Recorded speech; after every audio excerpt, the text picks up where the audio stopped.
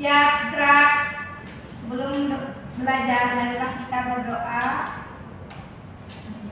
menurut agama dan kepercayaan masing-masing. Berdoa dimulai. Doa selesai. Ucapkan salam. Assalamualaikum warahmatullahi wabarakatuh. Waalaikumsalam warahmatullahi wabarakatuh. Selamat pagi semuanya. Pagi, Bu. Gimana kabarnya hari ini? Sehat? Sehat. Coba dilihat dulu kanan kirinya masih ada sampah nggak kira-kira? Enggak, Bu. Bersih. Oke. Sebelum itu Ibu mau absen dulu. Kira-kira ini siapa yang jadi? Novita, Bu. Apa keterangan Novita? Dia izin, Bu. Dia jaga orang tuanya di rumah saya. Novita izin. Kemudian siapa lagi? Brian, Bu. Brian apa? Keterangannya apa, Bu? Oke. Yang nggak hadir berarti hari ini ada 2 orang. Iya, Bu.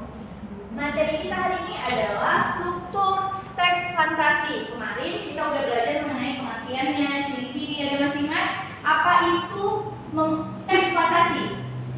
Cerita hayalan. Cerita khayalan bisa, apalagi kira-kira?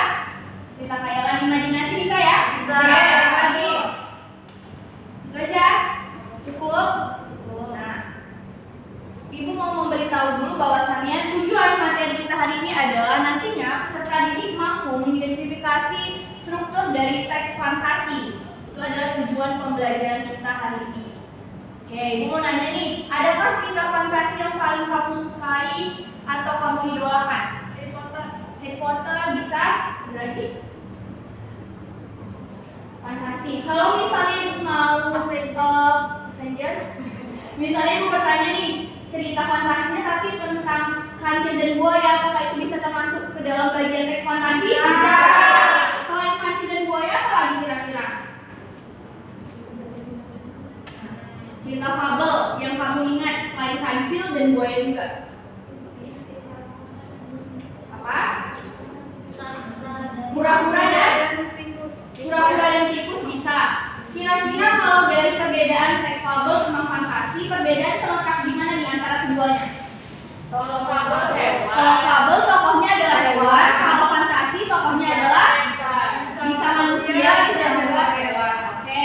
Pertanyaan yang kedua, menurut Ananda semua, pada bagian mana saja yang menjadi penentu atau daya tarik dari cerita fantasi? Halusnya. Oke, dari judulnya apakah kalian udah ada ketertarikan sebelum membaca teks? Sudah. Dari judul, dari alur, apa lagi? Ini biasanya kalau misalnya mau membaca harus lihat dulu nih, Bu, kalau gambarnya menarik, baru saya mau baca. Kalau nggak menarik, saya nggak mau. Ada kayak gitu di sini? Ada. Ya, berarti gambar juga termasuk ke dalam bagian daya tarik kalian untuk membaca teks fantasi. Benar? Benar. Nah, ini tadi cerita teks fantasi. Kalau misalnya kalian lupa, Rizka silahkan dibaca terlebih dahulu. Baik, Bu. Teks cerita fantasi merupakan jenis teks yang dibuat berdasarkan daya imajinasi penulisnya. Oleh karena itu, hal-hal yang diceritakan dalam teks fantasi adalah hal-hal yang tidak nyata atau fiksi, Bu. Oke, cerita fantasi merupakan jenis teks yang dibuat berdasarkan daya imajinasi penulisnya. Begitu kita materi hari ini apa tadi? Bagian awal? Struktur. Nah, ini adalah struktur dari teks fantasi, ada 4. Ada orientasi, komplikasi, resolusi, dan koda. Orientasi itu apa? Pendalaman cerita dengan memperkenalkan tokoh-tokoh dan di mana terjadinya cerita Oke, itu. orientasi itu pengenalan awal dari sebuah cerita ya. Kalau misalnya udah masuk ke komplikasi itu gimana? Udah masalahnya, Bu. Ya, masalahnya udah mulai muncul nih. Kemudian kalau masalahnya muncul, gimana nih cara penyelesaiannya itu masuk ke dalam resolusi. Dan yang terakhir adalah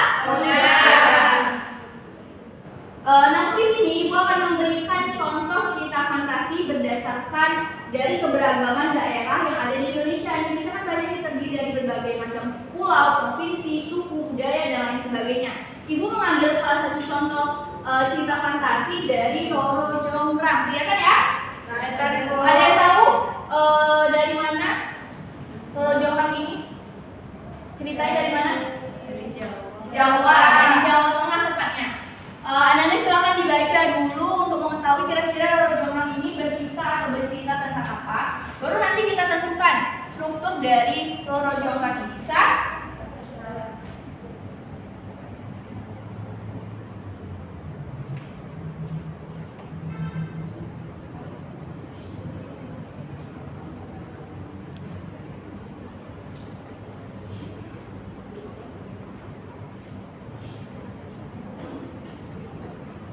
Ya, secara singkat kira-kira Roro Jonggrang ini menceritakan tentang apa? Ya, candi yang dibuat dalam satu malam, benar? Benar ya. Cerita tentang Roro Jonggrang ini singkatnya bercerita tentang si Bandung Bondowoso ini diperintahkan kalau misalnya dia menyukai si Roro Jonggrang harus membuat candi Prambanan itu dalam satu malam. Kira-kira unsur fantasinya bagian mana nih? Oke, si Bandung Bondowosonya kan kita anggap sebagai manusia kan, nggak mungkin dia bisa membangun candi dalam satu malam. Kemudian ada unsur fantasinya, dia membutuhkan bantuan dari jin atau roh untuk membangun sebuah candi. Kira-kira sampai di sini paham? Paham. Ada keempat unsur dari teks fantasi tadi? Ada. Nah, setelah kita mengamatinya, kemudian nanti kita menentukan nih struktur dari teks fantasi. Tadi udah ibu kasih contoh tentang Roro Jonggrang berasal dari Jawa mana? Jawa Tengah. Silakan masuk. Kemudian ibu akan membagi kalian beberapa kelompok untuk mengerjakan LKPD berdasarkan cerita dari berbagai daerah juga. Kalau misalnya ibu tanya nih, cerita Malin Kundang berasal dari mana? Sumatera. Dari Sumatera Barat, keajaibannya atau fantasinya itu terletak di bagian mana kira-kira? Si Malin Kundangnya dikutuk oleh ibunya menjadi baru. Oke, cerita Timur Mas tahu? Tahu. Nah, itu fantasinya terletak di mana? Bayi dalam timur. Kalau satu lagi terakhir nih, Batu Menangis pernah dengar? Pernah. Batu Menangis itu adalah cerita rakyat yang berasal dari Kalimantan. Fantasinya terletak di batu yang bisa menangis. Kalau misalnya di kejadian sekarang di perkembangan zaman kita sekarang, kira-kira ada nggak batu yang menangis? Ya. Oke, ibu akan membagi per kelompok berdasarkan kesiapan belajar kalian dari hasil asesmen diagnostik yang sudah didapatkan. Ini.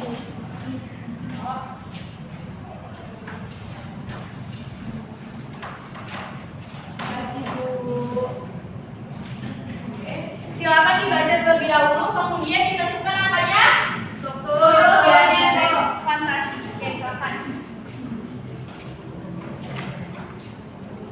Bu, ini langsung ditulis di sini. Ya, langsung ditandai aja. Kira-kira di bagian mana?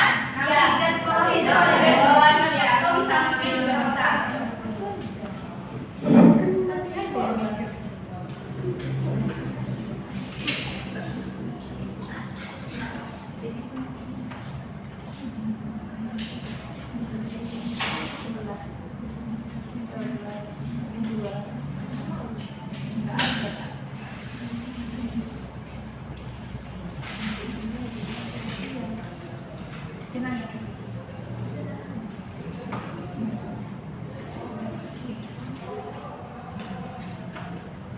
Bu, udah siap, Bu? Udah selesai? Udah, Bu. Ya udah selesai, kalau dikumpul. Ya. Bu, Memuna nggak kerjain, Bu. Kenapa nggak kerjain Memuna? Saya kerjain, Bu. Harus berkolaborasi. Kelompok belajar. Dah, hari ini kita sudah mengidentifikasi struktur dari teks fantasi. Sekarang ibu mau nanya lagi nih, secara acak struktur fantasi itu terdiri dari apa aja? Yuk bareng-bareng. Orientasi, reproduksi, koda. Tadi ibu ngasih contoh mengenai cerita fantasi yang ada di daerah Indonesia. Kalau misalnya dari cerita fantasi yang berasal dari imajinasi sendiri nih, cerita tentang kartun Doraemon, ada yang tahu? Nah, itu termasuk cerita fantasi atau enggak? Iya. Fantasinya di bagian mana? Ada di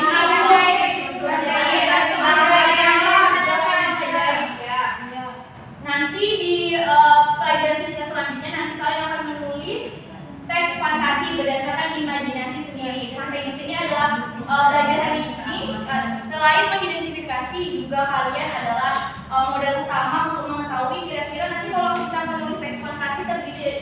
aja nih untuk kalian pahami. Sampai di sini paham? Paham, Bu. Kalian bertanya? Iya. Oke. Sekian berarti pembelajaran kita hari ini. Minggu depan kita masuk apa tadi? Menulis cerita fantasi. Oke. Baiklah, kita tutup pelajaran kita hari ini dengan mengucapkan hamdalah. Alhamdulillahirabbil alamin. Itu apa silakan siap. Siap, sebelum pulang marilah kita berdoa menurut agama dan kepercayaan kita masing-masing. Berdoa dimulai. Doa selesai.